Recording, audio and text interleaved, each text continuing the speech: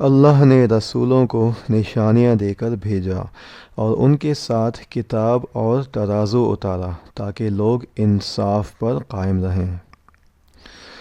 حقیقت یہ ہے کہ ہم نے اپنے پیغمبروں کو کھلی ہوئی نشانیاں دے کر بھیجا اور ان کے ساتھ کتاب بھی اتاری اور ترازو بھی تاکہ لوگ انصاف پر قائم رہیں، اور ہم نے لوہا اتارا جس میں جنگی طاقت بھی ہے اور لوگوں کے لیے دوسرے فائدے بھی، اور یہ اس لیے تاکہ اللہ جان لے کہ کون ہے جو اس کو دیکھے بغیر اس کے دین کی اور اس کے پیغمبروں کی مدد کرتا ہے۔